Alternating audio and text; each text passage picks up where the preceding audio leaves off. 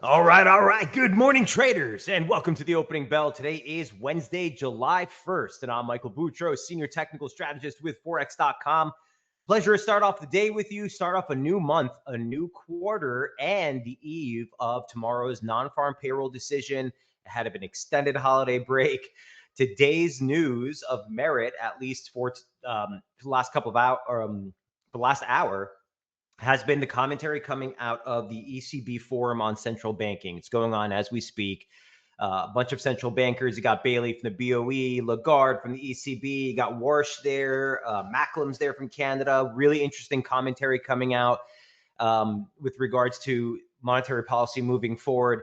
Markets are kind of in a little bit of a jive here. The DXY is seeing a little bit of a strength pop here, but we're still holding key resistance. The dollar yen continues to push steadily higher. We are testing uptrend resistance. We'll take a look at all the US dollar crosses, gold, oil, Bitcoin, and any other questions or trade setups you have. Feel free to throw them on the message board.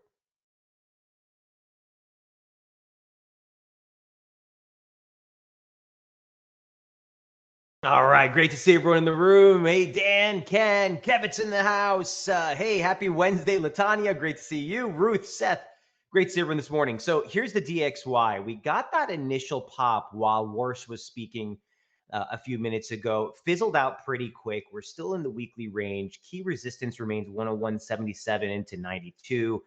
The weekly range essentially is still preserved, guys. Remember, initial support 100 spot 64 to 77, bullish invalidation 100 spot 15 to 35. We really need to hurdle above 102, essentially 101.92 to mark resumption of the uptrend. So we haven't gotten necessarily a breakout yet. We're still in the uptrend. Remember, I was telling you guys that end of month washouts, those end of quarter flows can really wreak havoc on intraday price actions. So yesterday's price action, today's price action, super nimble as we get into the early throes of the monthly opening range. Non-farm payrolls are on tap tomorrow. Here's what we're looking for. Essentially, unemployment to hold 4.3%. Average hourly earnings as a measure of sort of where the inflationary pressures are coming from, 0.3%. Headline figure 114 is the expected job gain, okay? And that's basically what we're trading off of. We got ADP figures earlier today, which came in at 98,000, slightly softer than the anticipated 113. But then we also got the challenger job cuts, which came in at 45,000, missing a print of 97. Now, that's a good thing, right? Fewer job cuts than expected. So by all measures, all things held constant, the labor markets remain on a steady footing. We're not gung-ho gangbusters, but there's certainly not any signs of any major concerns. Now, there were commentary coming out from Warsh earlier today that the markets are kind of running with. If you're watching Twitter or if you're looking at the headlines, very interesting with regards to this is just the second inning of the AI sort of build out, and this is going to be a revolutionary change. He's going over content with regards to the inflationary outlook, and it's interesting. Right after Warsh's first Fed decision, today's forum at the ECB in Portugal, you see the ECB come out say no forward guidance. You see the BOE coming out say, oh, we're no more forward guidance. Canada, no, we're not doing forward guidance. So the fever is spreading, and his move to really reassert the Fed's stance and its communication with the markets is much more prominent. There's a high likelihood we might lose the presser altogether. There's really no benefit from comments by Warsh. I'm not saying that as a derogatory thing. He's keeping it close to the chest. He wants to keep the meetings close to the chest, doesn't want that steady leak from Fed members about what they may or may not do. So we'll see. It's a dawn of a new era at the Fed, and it seems to be a theme that's spreading across the globe to other central banks. So as it stands, no change to DXY. Euro dollar still like my least favorite of the majors. We talked about the fact that we were straddling at 1416, 1404 level for the last 4 days now. We responded to downtrend support. And here's the first hurdle. We haven't been able to make much headway above, much headway below. Look, the risk is still lower sub 15, specifically 1492, the November low day close. That's the origin of the breakout, and last month's opening range break, which gave us that last fuel decline, converges on downtrend resistance basically in the first week and a half of July. So, that's bearish invalidation. Initial support still 1355. You need to close below that. That's the 38.2 retracement of the ascent off of last year's low. Here's the weekly chart. You also have the median line for this multi-year uptrend that we've been tracking. We dropped right into there last week. That's where we paused. The question into Q3, into the start of July, is do we get some sort of corrective bounce off that? Or does the break here give you the trend resumption? There's really nothing until like 112.20s on the weekly chart, which is the objective 2023 high close. That converges on the 618 of that slope, that pitchfork we've been tracking off the yearly high, basically in the first 2 weeks of the month. So it's make or break right into the start of the quarter, right into the start of the month. Non-farm payrolls are on tap tomorrow. Let's see how this thing pans out. That's the weekly chart and the daily chart. Here's the intraday. I need to figure some sort of near-term slope. I feel like I'm driving blind here on Euro. So we'll see if we can't get some structure on this near term. But the levels, the lateral levels are what we're focused on. 1492, near-term bearish invalidation, support 1355. That's the break you need to mark resumption to the downside in Euro. Here's sterling. So the bounce off support is what we've been talking about. And that was 53, excuse me, 3140. Big zone. May lows, August lows from last year. Really nice pivot in price. The 100% extension from the decline off the highs you made in March. In April, or is that the May high? 1, 2, 3, and then here's the recovery. So the basic 236 at 3262, that's the weekly opening range high. That's actually now the monthly open and near-term resistance. I just like the slope and the cleanliness of this setup is cleaner than Euro. So we're at initial resistance right now. Near-term bearish invalidation here is 3302 into 3326. The May low close, and the May low. Both of those converge right on the median line over the next few days. And a breach above this level is what would be needed to suggest a more significant low is in place and a larger recovery within the downtrend is underway. Your first level up would be at that 200-day moving average near 134. So that's the threat. If sterling's heading lower, rallies would need to be limited to 33.26. Initial support still 32, 31.94 into 31.87 to be exact. Key support still 31.40. That's the break you need to really fuel the next major leg of the decline towards 30.45. So already materializing with a better recovery here, but resistance still overhead, swing lows, median line resistance. Watch that zone near 33. If we break here, that's the level that would need to hold for this bearish trend to remain in play. If we break 31.87, that would be an objective break of the weekly opening range. That would give you a short side bias, but you still have key support at 31.50, 31.40. So that's the issue with the other side of the trade. If we do see resumption and we get this break, that's going to be a nice drop there, but you still got to deal with that one level. That's the major key to open up the next flush lower in sterling if we're going to get it. Does that make sense? Okay, threat for a little bit of a larger recovery, but larger resistance just overhead. So for Aussie dollar, nothing changes. We talked yesterday about the fact that 68.80 was the support into the start of the week. You got that slip, almost a test of the 200-day moving average. Perfect touch of that slope. You can't make this up. Right back up. And then here we are testing those Friday, Thursday highs from last week. Look, the threat here is the same as what we were looking at just a second ago with sterling. Only sterling might be a little bit ahead of the game. We rebounded off downtrend support. Yesterday marked an outside reversal candle in Aussie dollar, which again can be oftentimes a sign of exhaustion.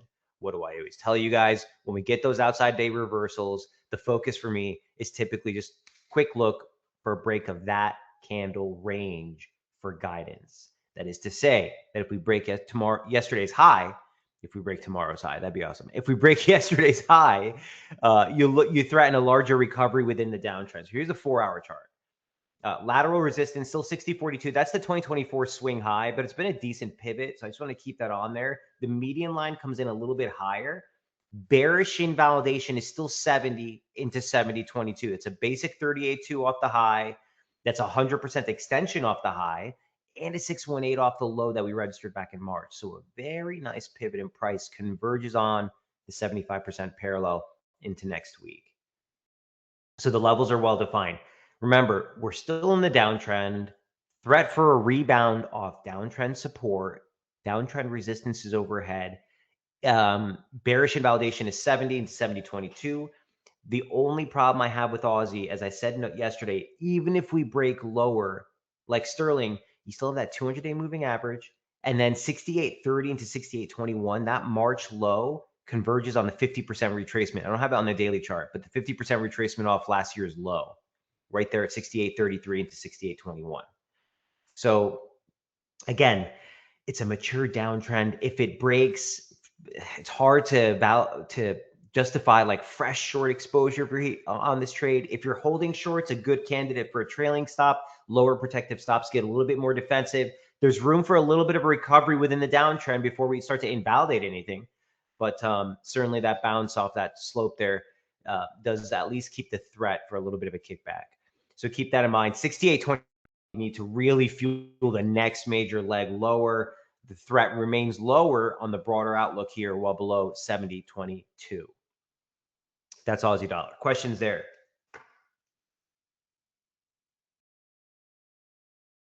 All right. Dollar yen, steady. Dollar CAD. Let me hit dollar CAD real quick. So dollar CAD, nothing changes here. Still the cleanest, as we've been talking about the last 5 weeks. One of the cleaner setups that we've been tracking. Still think that the threat for the long side remains. Momentum's in overbought. Intraday, we're starting to creep back lower again. And that divergent signal we talked about late into last week is starting to materialize, but we haven't even broken the weekly range low. So remember, when you're in an uptrend, before you start trading counter trend, we want some sort of break of uptrend support. We want something to suggest, hey, something's fundamentally changing on the technicals, right?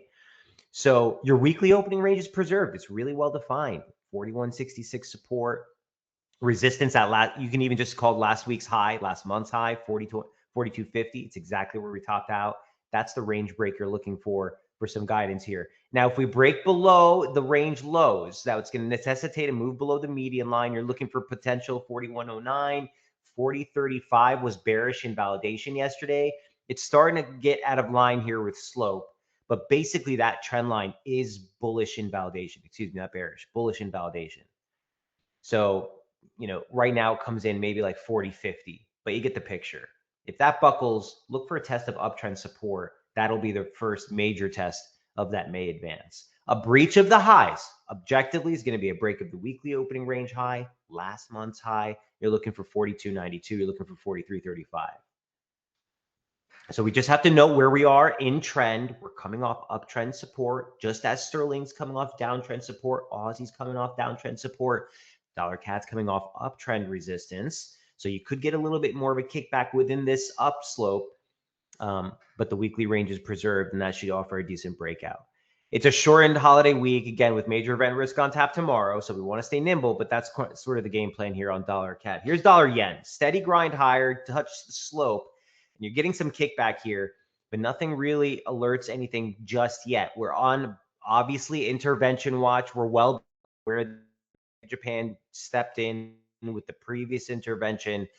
As we said for the last 2 weeks, from a technical approach, though, this just remains an objective uptrend. We just tested uptrend resistance. That's 75% parallel of this objective slope we've been tracking. So clean off the May low, just caught the high.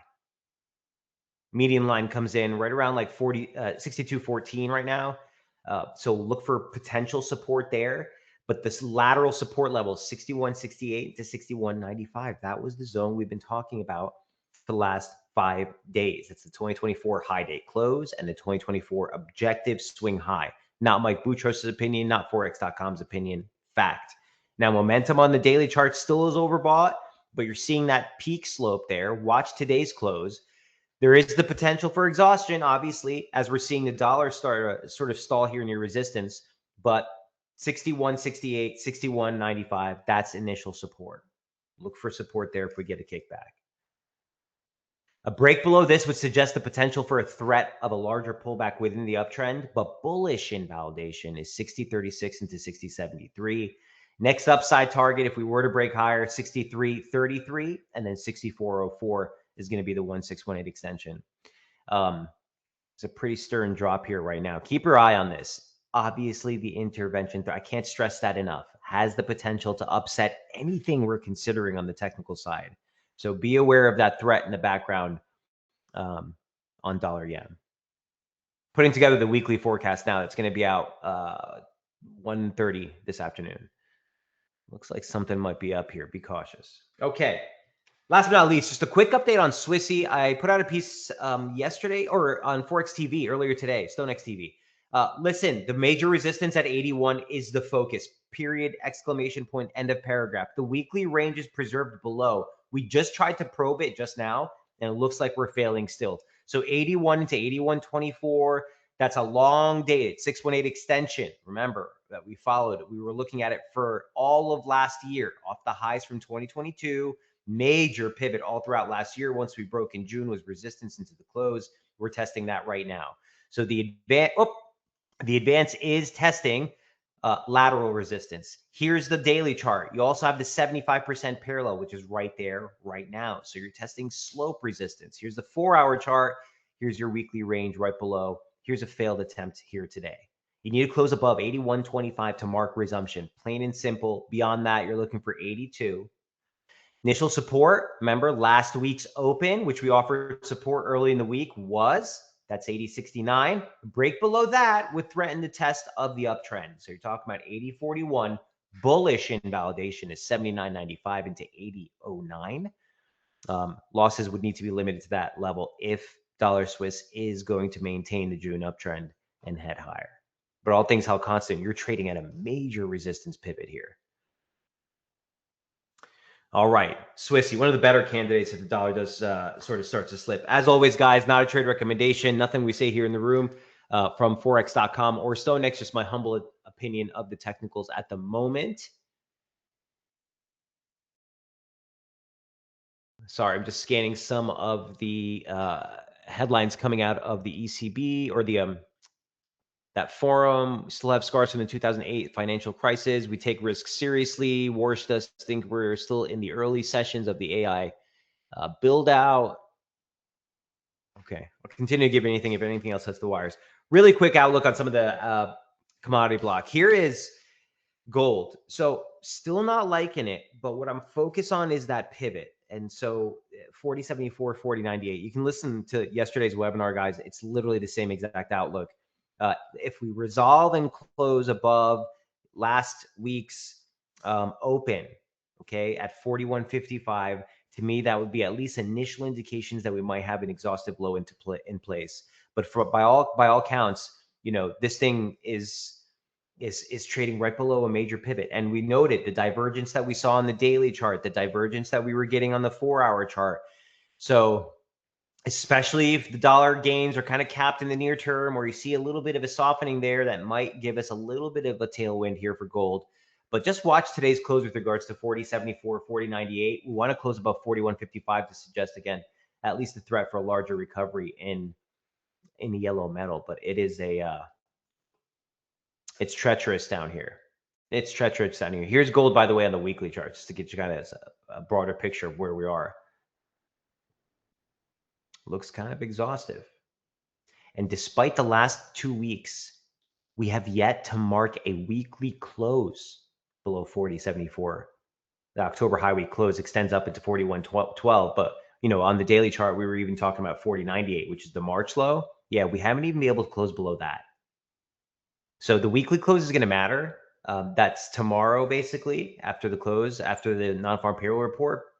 So still thinking downside exhaustion, but technicals don't really have enough merits to validate or give enough conviction on that bias, guys. So I'll just leave that. I'll leave that there. Okay, oil. Steady as she goes. Steady as she goes. There's not really any major commentary. You keep getting this drip. The negotiations are progressing. Oh, things are falling through. Iran comes out with some random commentary. but the oil markets are not responding. So everything seems to be steady as she goes, guys. Remember, the slip below the 200-day moving average last week kept us on a downside trajectory. Here's the 4-hour chart we've been tracking off of the May highs, really. And there's the median line. We couldn't even budge the median line this week. And so here's the sort of slip lower. If we break the lows, we continue lower, the next downside levels of support come in at 66.29. That's the September high and the 2024 low day close. And then the November high and the September low give you 61.43. So that kicks out into slope basically into mid next week. But yeah, nothing really new here. Initial resistance, 73.84 still. 200-day moving average is there. 100% extension is there. Bearish invalidation, 79.60, 79.75.